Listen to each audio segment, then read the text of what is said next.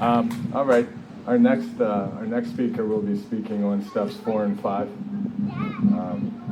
This is a man that today was the first day I got to meet him in person, but I've seen his face in the Hollywood squares a lot, and it's usually been in some form of service to whatever group, whatever Zoom group he happens to be at, which tells me a lot. Right? It tells me that the man is willing to go to any length and be a part of. And then I hear, because we have mutual friends, and I start to hear some things about Calvin, and I see the people that he spends time with, and it really kind of opens my eyes to what this man's journey probably looks like, even though I don't know him personally, right? But I can tell that he's around some people who I do know. And because of that, I start to have a pretty clear understanding of what the individual is. And then we had a nice conversation when I reached out to him to talk about this event. And everything that I thought was not just proven true, but expanded upon. And I got to realize what a beautiful spirit he is. And I'm really grateful that he was willing to drive down here. He's coming in from New Brunswick. And that's, that right there is a sign of the commitment that the individuals that we invited to this function have, is that they're willing to drive here, fly here, whatever it may be. So I would like to invite Calvin up to share.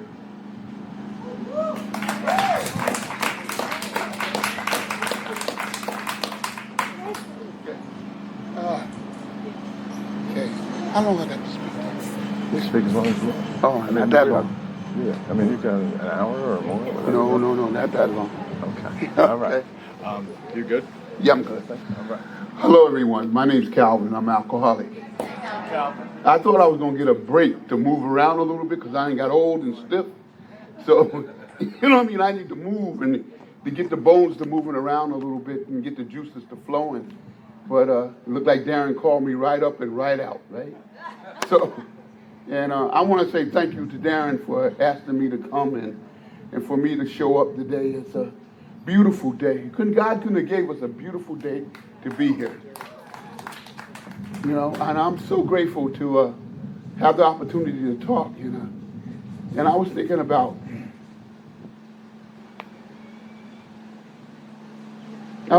a friend of mine, and he be in an AA meeting. And I'm 30-something years sober. My sobriety date is July 26, 1986. And I'll be in a meeting, and I'm 30-something years sober. And this guy is older than me, but he's not sober quite as long as me. But that time don't mean nothing. I don't try to use the time card at all. But he would tell me, he knew I believed in the big book of Alcoholics Anonymous. He knew I believed in a God of my understanding. And... So every chance he got, he would tell me, anybody believe in God in that book is a weak and kind of stupid, right? And he would say it in many ways because he was a pretty intelligent guy, but that's what the bottom line would come out to be. You know what I mean? And I would say he go low, I go high. So I would take the high road. So I'm sober a long time. So, but one day me and Lana's had a meeting. He's there and he does what he does. And he calls me out specifically. He'll say Calvin, right? And I said, okay, I'll go high, he go low. We and her lead a meeting. We had a red light and the cop's in the left lane. I'm in the right lane and we stopped there. And I'm stopped. And I just, in the middle of the red light, I just go up and go through the light. I go through the light. Lana said, Calvin, what are you doing? See, subconsciously, he had got me. He had got me. Consciously, I'm going to ignore it. I'm going to act like it didn't happen. I'm going to take the high road. But subconsciously, he had got me. See, I always was the kind of person that took everything and pushed it down inside himself. Until one day I blow. That's how I roll. One day I'm ready to do battle. And you don't know why. You say, damn, this is a nice, easy-going guy. And I'm there throwing lefts and rights at you. And that's how I do it. But because coming to this program, but anyway, I called a friend of mine in California. His name is Rico Cruz. And Rico told me, he said, Calvin, I told him this little story I just told you, and I told him how this guy does me, and Rico said, find the light in this guy. Rico told me, find the light in this guy. I said, I told you this guy, that was a devil worshiper. He don't believe in no God. He don't believe in nothing. You know what I mean? All he believes is aggravating people. That's what he believes in. That's his God, his understanding, right? And so Rico said, I didn't ask you that. I asked you to find the God in him. He said, will you do that for me? I said, yeah. So I started looking at this guy. And one day I seen the God in this guy. I seen the light in him. Because we all got a light. And I went back to Rico and I told Rico, I said, I seen the light in this guy, man. I seen the light in this guy. He said, no, you didn't. You seen the light in yourself. That's where the light sits at. It's in you. It's not in him. You know, and deep down in every, and Nicoletta, said something about that. Deep down in every man, woman, and child is the fundamental idea of God, covered up by the pomp and worship of other things. It says only there. It says only there. It says only there that he can be found. That's what our literature says. Deep down within us is where that power sits. And I recreated to me and Lana live in a house that was built in 1917. It's 104, 5, 6 years old, whatever it is. And our main pipe to go out to the street, our sewage pipe, the main pipe, it ain't even there no more. It's been built so long. And every now and then, in the spring, a root will grow through it. And it'll clog them and back my house up. And it'll put black water in my cellar sometimes.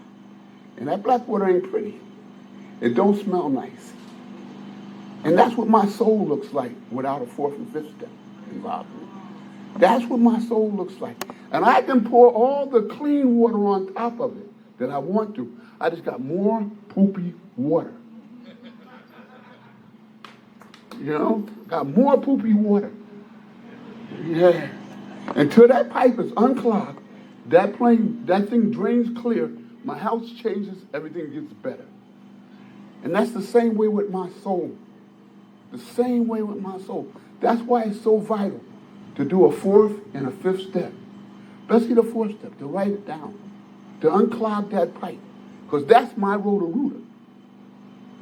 The things I don't want to look at, the person that I have become, and all the things I have done. I don't want to look at that. The first time I did it, first time out the box, I did what I like to call a boogeyman fourth step.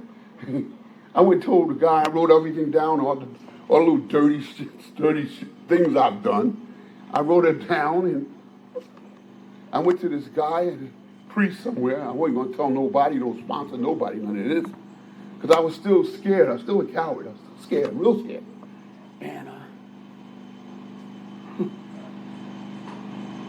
And all that stuff I already knew.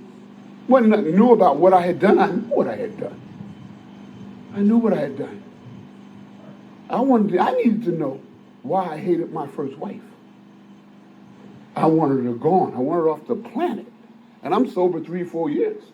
Why is that? Every time I hear her voice or think of her, I get a bad feeling in my soul. That's what I want to get to. Well, don't get me wrong. Telling all them secrets gave me a relief from guilt and shame a little bit. It gave me a relief from guilt and shame. But I knew no more about myself than when I told that person that. Because I already knew it all. All that already happened. So, in 1992, I was telling John this earlier, I went to see Joe and Charlie in Frostburg Mountain. I came from an area that there was just no drink and go to meetings.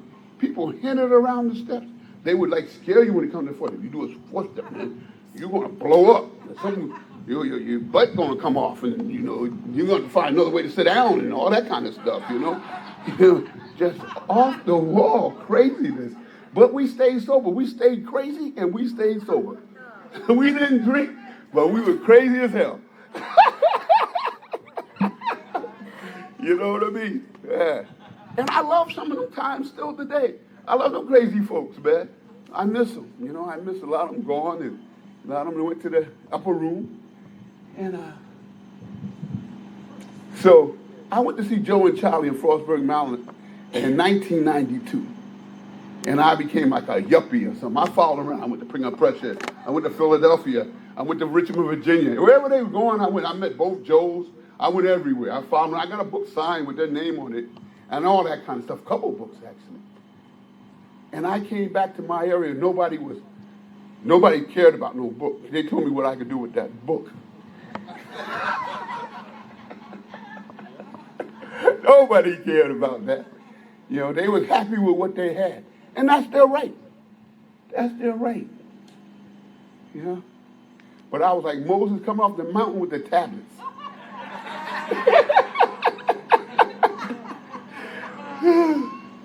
You know, y'all got to get this thing, man. And it took a long time for me to calm down and know it's about love and service. It took a lot of me to keep coming. And this thing's a process. We get it. We like a big book thumper. I'm crazy with it, right? You don't do it. You ain't sober. You ain't. That's insane. That's not love and caring. That's insane. You know, my job is to be loving and caring towards all. That's my job. My job ain't to come here and divide myself from you. It's not what I do. But you have to go through that process. You got to go through that process of getting free and knowing the difference, the wisdom. The wisdom to know the difference is a big deal in this program. To know the difference.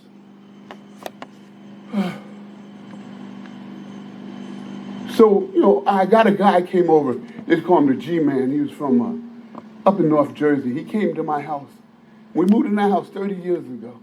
And he came in there, and me and him did a fourth and fifth step together. We did it, the resentment columns. And I wrote down, thinking, I'm excited about this thing. I can blame everybody. Who hurt me? My first wife. Oh, my God.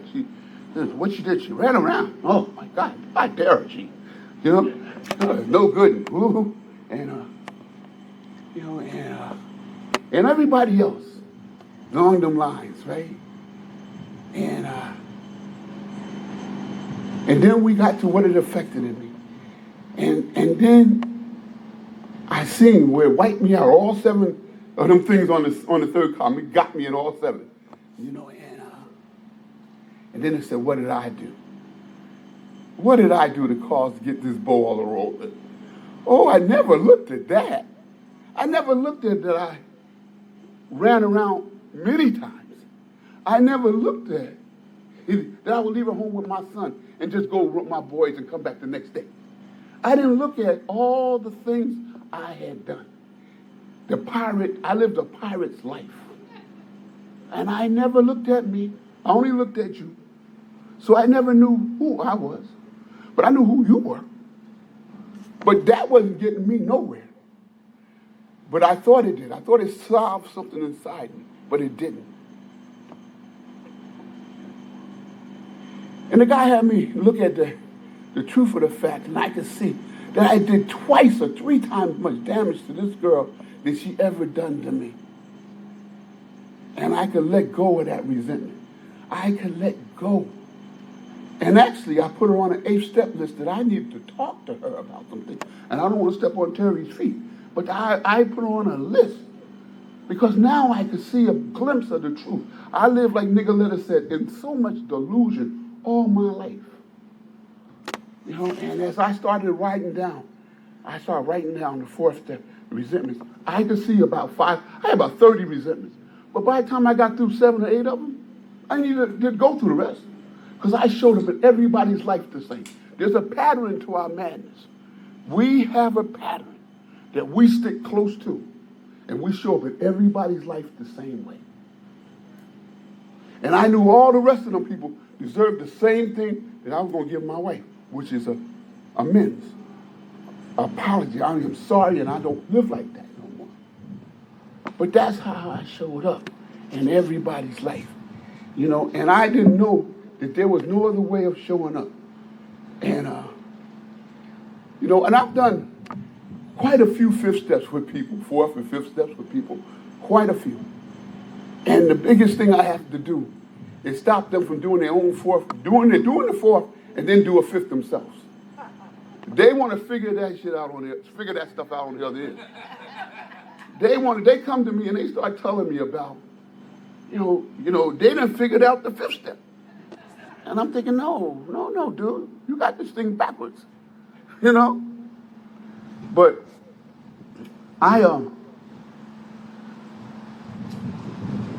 today I was thinking about how me and Lana live.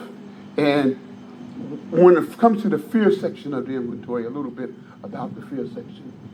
And I was afraid of everything. But I thought that I was good because I thought I was a tough guy. I thought I was a tough guy, but I really wasn't. I thought I was. And every time you see me in somebody's face arguing, at first I'm scared to death. I'm scared to death. You see me jumping on somebody or giving them the business or treating them badly, I'm scared to death. Because fear makes me cocky, as the book says. It drives that. It drives that in me. And so I learned from Don Majors and a lot of other people, this Zoom thing has changed my perspective. I always loved the book, but I could go and find people who really, we was on the same page. And I fell in love with these people. And most of them are out here in this audience today. I met most of them, and I know I fell in love with Zoom. I love the presence. I need the presence. I need your energy. But I can feel a lot of that through the Zoom room. I can feel it. I can tell when it's there, and I can tell when it's missing sometimes. But Don Major says, I tell a lot of the guys I work with, when I tell them there's there's thousands of forms of fear, man. And fear is worse than stealing. It just is. Because fear stops me from getting an education. It stops me from interacting with you. It stops me from doing a lot of things. It shuts me down. Fear is a corroding thread that runs through my life, and I don't see it. But I keep coming, and through Zoom, the process of Zoom, and through good sponsorship, they have taught me to keep it present. Like today, I'm right here right now, right here. This is where I'm at. Where my feet are at, my head's at, I'm right here with you. I ain't nowhere else. I'm right here with you. 100% present with you. And there is no fear involved in that. There's no fear involved in that. When you're in the presence, you cannot live in fear. Because the fear is out there somewhere. And Don Majors always says, he said, God bless his soul. He said, God gives us a pen light to see the next step. He don't give us a fog light to see way down the road. Because you know why? It's too spooky way down that road. It's too damn spooky. And I make up all kinds of stories by the time I get down there. And I make up all kinds of stories. And I don't need to make them stories up. And my life works just fine. And I just handle whatever comes up that day. I just deal with it. I say, well, the rest I handle tomorrow. But I'm going to do what I can do for that day. And that's how I live my life. But y'all taught me that. It ain't nothing that I was born with. It was nothing I was raised with. I got that from alcoholics. Everything I've learned is from alcoholics. And I think about, Darren said I got an hour to speak or whatever close to that, but that ain't going that far. When the tank is empty, I'm stopping and I'm shutting up. Because I don't know what we're going to have a conversation about today. I don't know. I'm going to let the Spirit take me where it takes me, and then I'm done. And I like to tell a story about, I remember the first time I ran around on my first wife, and that little voice said, maybe you shouldn't have done that. did it again. And the voice was a little lower. I said, maybe he shouldn't have done that. Then the third time, I didn't hear that voice at all. I was sliding down in the pit. I was going down in the pit. I didn't know it. I thought I was a big man. That's what I thought. My father ran, my brothers ran, everybody ran. I thought it was a black man's right to run. You know what I mean? I just did. I figured I was in Africa. I have 4 or 5 wives or something. You know what I mean? I'm getting shortchanged here, right? That's what I thought. You know what I mean? Because I can make a story up to fit any scenario. I can build a case. I should have been Perry Mason. I can build a case. I can rob you, and by the time you get to the end of the corner, I did you a favor. You know, that kind of thing. So that warps your perception of life. You do not understand and comprehend life when you live that way. So, you know, I remember coming to Alcoholics Anonymous and really starting to get involved. I'm 2 years sober and I'm living like a pirate. I got worse, not better, when I came to Alcoholics Anonymous. Nicoletta was a queen pair to me, man. That was a devil. You know what I mean? I got worse, man. I got better physically because I was young. I was 32, 33 years old. I was young. I was bench pressing 315. I was running 3-4 miles because everything was external. I had a good job. I worked for a Fortune 500 company. I worked there 40 years. Should have been fired many times. Everything's external. Everything's outside. Everything's about looking good. And come to find out, I suffer from a soul sickness that's deep down within me. And no matter how many houses or cars or Corvettes or boats I put in, it'll suck them up. And it'll eat them up. And I still end up miserable in their spirit and discontented. And that's the way it works for me. I'll be happy for a few minutes, as long as the novelty on the new thing I just got. But as soon as that thing goes away, I'm just stuck with a car payment and whatever else left to come along with it. I'm just stuck. You know, and man, I didn't see none of that. I didn't see none of that. So I was thinking about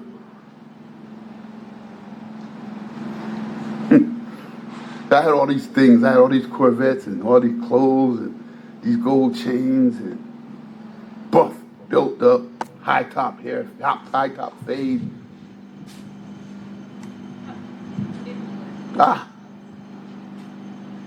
Lost soul. And I knew what I did know. I knew how to manipulate and scheme better. That's what I got better at. I could smile and be quiet and plot because that's where I lived at. Because I didn't have no new principles to live by. I still had my original principles. Even though I was hearing some of them, I wasn't implementing them. You know what I'm saying? I was hearing them. I was letting you see them. I would talk all the rhetoric when I come around you. But I lived like a pirate on the outside. An AA angel and a home devil.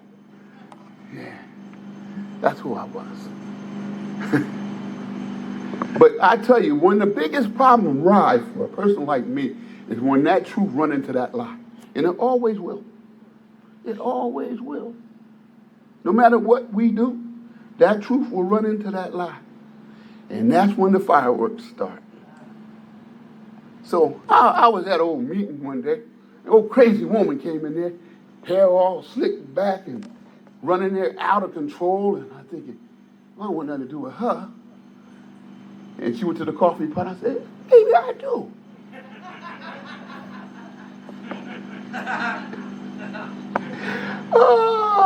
And we started to have a little wing ding, you know.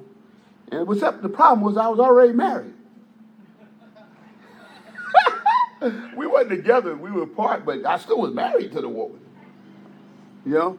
But I figured we separated, that's what everybody do, you just move on. You know? Until somebody get with your people, then you go back, hey, what are you doing? You know? But other than that, you move on. I had no coping skills and no way of knowing how to live my life. And what happened was, she got pregnant. And the coward that I am, I always took my daughter out. My wife had a daughter. She was probably 8 or 9, 10, I say. And I take her up to by the Round Valley, and we walk around the lake, and I tell her, by the way, you're going to have a brother or a sister. See, I'm a coward. I ain't going to tell her mother that. And she can't wait to get back with the smoke. She told her mother tracked me down. And she told me, said, you've been in that program 3 years. That program ain't did. I'm going to tell you like she said, it ain't my words, it's Kathy's words. You ain't shit. You know? And I said, my God. You know what I mean? And I usually could spin her and send her another way. I could manipulate her, twist her around, and, you know. But for some reason, Alcoholics Anonymous had infiltrated my soul. And I knew that the girl was hitting me with the truth. And I lived like a pirate. And I broke down and started crying that day. I knew I didn't want to never live like that ever again. I knew that God had transformed me from that day. But I had to go through that process to get to where I needed to be. And I asked God, you let me live right one more time. I'll do the right thing. And from that day to this one, I have not cheated on a woman. And it ain't got nothing to do with the woman. It's got to do with who I am. It's about my self-respect. I didn't see the rewards of not doing that. I didn't see the rewards of becoming a high-value man, a man of principle. I didn't understand a principle. I knew nothing of a principle.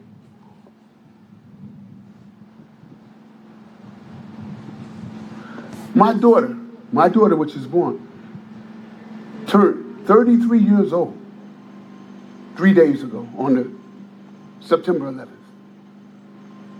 She turned 33 years old. She got 3 beautiful children. That she's a good mother.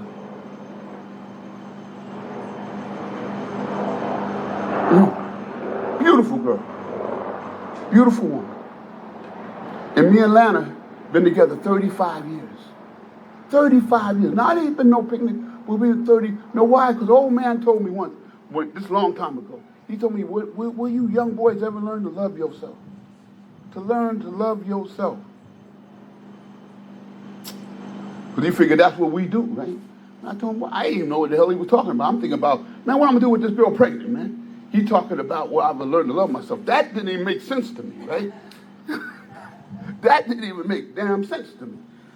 All I want to know how I get out of this mess, man.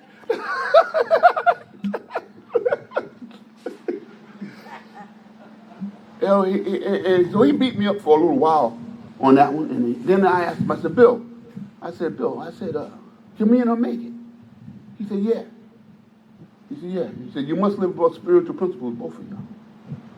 I said, why you say that? He said, because we're too nasty without them.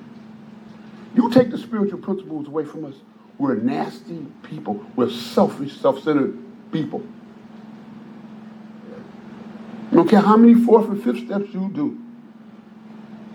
If you don't get rid of selfishness, if you don't come altruistic and help other people, because that's the only way I see of getting around it, is to think about other people. And let God work on you while you work on other people. That spiritual shift comes. And it starts for me in the 4th step. It talks about the 3rd step has no permanent effect. No permanent effect, but not soonly followed by a 4th step. That means it says, next we launch. You launch missiles. You launch missiles. Then we get this thing, and we become rocketed into a 4th dimension of existence. We get catapulted into it. He says in another statement. We'll be able to cover calamity with serenity. Them 2 words shouldn't even be together. How do we walk when we in trouble and walk with dignity in our head up? How do we do that? That's what this program offers us. If we do a 4th and a 5th step and right on up. That's what it offers us. Nicoletta talked about it perfectly. Because the 3rd step is only a decision. And once we make that decision, we got to take some actions from then on in. It's moving some stuff. Making some stuff happen. You know, and for that, I'm a grateful soul. You know, I always told my oldest son, my oldest son named Calvin, and I tell him, I said, you get rest between rounds, boy. Yeah, you get rest between rounds. I had a round where I was getting punched in the face there. Pretty much. I was ducking and bobbing and weaving, but I was getting hit, boy. I was getting hit. I guess I'm getting old. I was getting hit hard. But my son, my baby boy, I can tell you here, when all my kids got degrees, right? They all got. I got a daughter that I 12-stepped 12 years ago, and she's a millionaire today. Right? She just this. She opened her own spiritual store, and she just does a lot. She just does a lot. And I'm not bragging, because sometimes I'm more scared of it over there than I was over here. You know what I mean? Because money got a funny way of doing things to you, and I love her to death. But she called me about a month ago, 2 months ago now, and she said, Daddy, don't say a word. I want you to say a word. She let me know, you know what you mean to me in my life. You know what you have done. You know how much you have made so much a difference in my life. And my oldest son told me the same thing. He told me when he graduated Douglas, and he's 52 years old now. When he graduated Rutgers, got his bachelor's degree. He said, a lot of black men walk crooked because they ain't got no father in their life. He said, I walk straight up because of you. I walk straight up because of you. Because he seen a man, when he got sober, he was 15 years old when I got sober. And he trusted Alcoholics Anonymous. I trusted Alcoholics Anonymous, he trusted his dad. Kids trust their dad, boys trust their dad. And I showed him the principles of this program. He's a good father. My oldest grandson speaks 4 different languages. His brother is starting college, Penn State, last week, one of them. And he's going to be a meteorologist. Oh, he lied about the weather, right?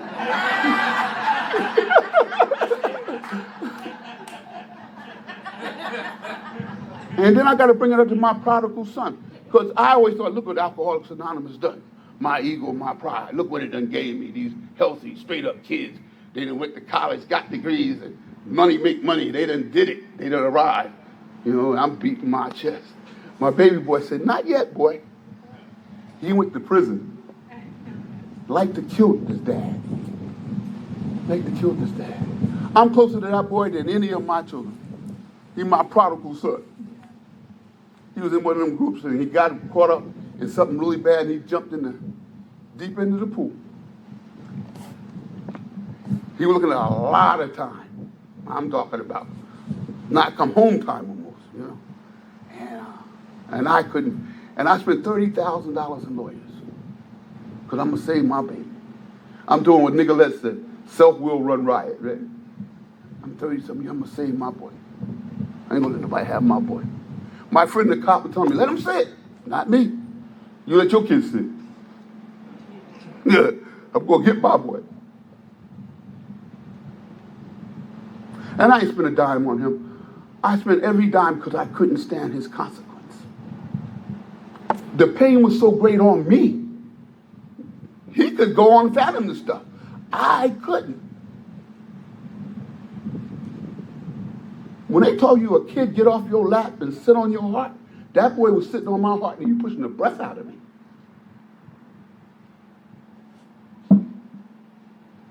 And me and Lana walked him through that. We walked through that together.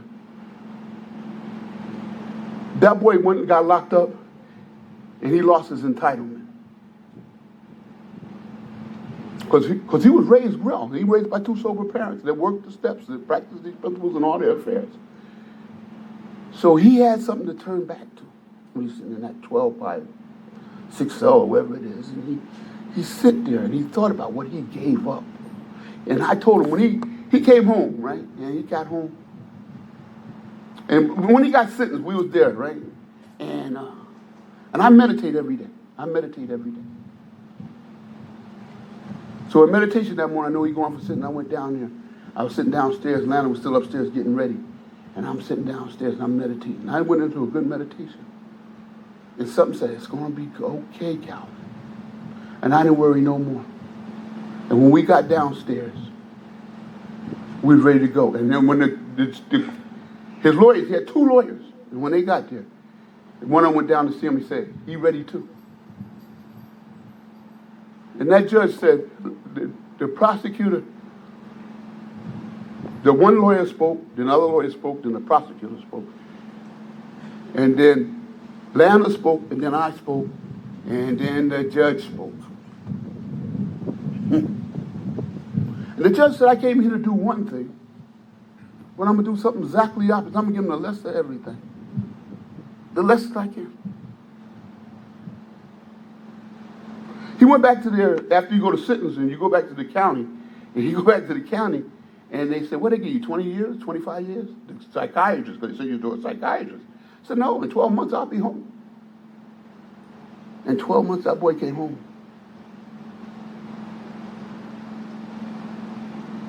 That boy got a job. He hit the ground running. He read 100 books when he was locked up. His life changed. Jail saved his life. He didn't get arrested. He got rescued. He got rescued. Last week, we in Atlanta, he sent us $50, right? He said, y'all go have dinner on me. He got a powerful job, right? He got a good job. He got him out, went to school, got him a great job. And we ran to the restaurant.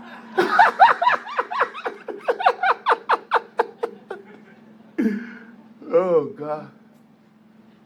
God has given me, and I always say, God has given me back all the years the locusts have eaten. And God's will is better than anything that I come up with, no matter how it looks at the time.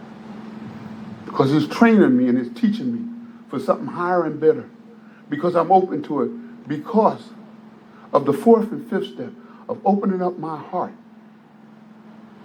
and giving me a quiet mind to live with. I never had a quiet mind.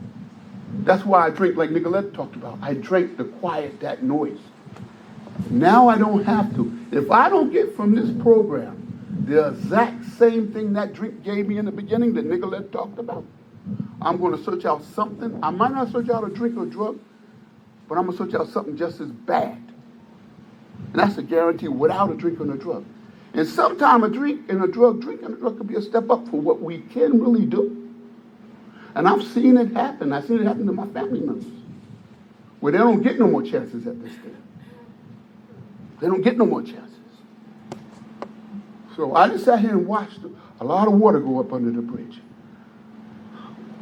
But I know my door was open to that fourth and fifth step, letting that poopy water out so some clean water can be put in. So that my soul don't stink today. All's well, for a fact. All's well. All's well with my soul. All's well with my soul for today. And I hope Darren don't get mad because I'm about done. This tank is empty. Thank you, guys.